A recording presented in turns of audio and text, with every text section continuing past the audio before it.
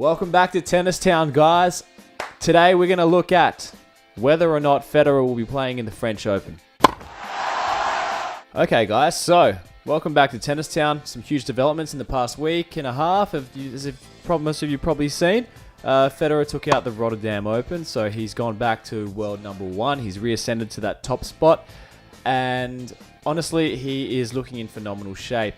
I mean, he didn't have to win the tournament. He only had to make the, I think, the semis to reascend to world number one. Instead, he went all the way. So this is why I think, actually, he may be a more than likely possibility of playing that French Open this year, because he missed the last couple of French Opens. 2016, he missed it due to a back and knee injury. He wasn't 100% there. And 2017, obviously, he chose to sit it out due to scheduling. And boy, was that a fantastic decision for him. Ended up taking out Wimbledon, and he's just been in fantastic form ever since. He's won three of the last four Grand Slams that he's actually entered. So he really is running hot at the moment. He's beaten Nadal the last 5 times they've played.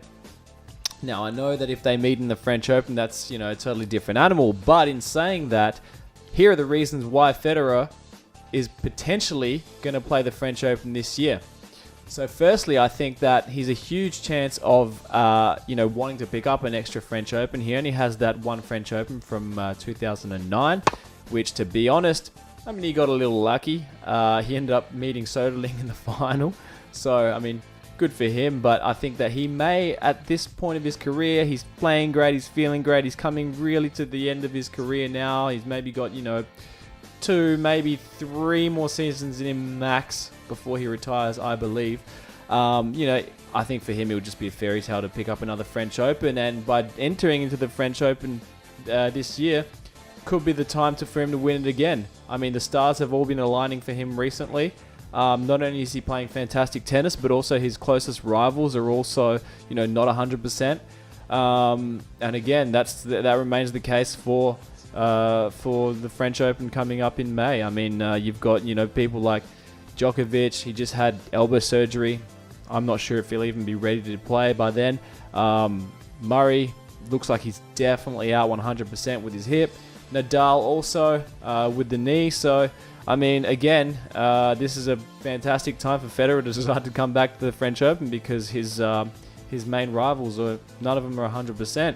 And as I've said before, that next generation still not ready to challenge for the majors, I feel. Still, 1 or 2 seasons away. The best of them probably, I mean, people think Zverev, but I've said it before, I think his movement is a problem. I'd say Dominic Thiem is looking like the biggest challenger there from that next generation to come through and finally, take out a major. But maybe not while Federer can still stop it. So, another reason why Federer will probably come into the French Open is also the fact that he's not defending any points. He just reascended to world number one. He knows that he has to defend a lot of points now coming up in Indian Wells. So it could potentially be a strategic move. Depends what he wants to get out of the tournament, what he wants to get out of the situation. The reason he missed it for scheduling last year was because he didn't feel that he could go all the way.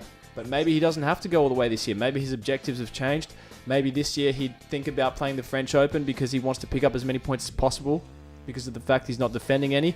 And then, put a little bit of a buffer in between him and Nadal. And then give himself every chance to potentially end the year as world number one again. And boy, would that be amazing if he ends the year as world number one. I mean, there was a time when it really seemed like he was done and dusted. All of his closest rivals, I mean, aside from Murray, were all getting the better of him. I mean, for sure, definitely Nadal and Djokovic were beating him, 9 times out of 10 for a while, so it seemed.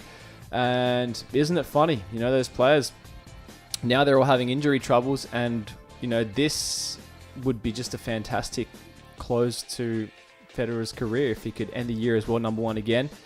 And that is why I really think, with a very high level of confidence, that he will actually play Roland Garros this year. Don't get me wrong. He might even win it.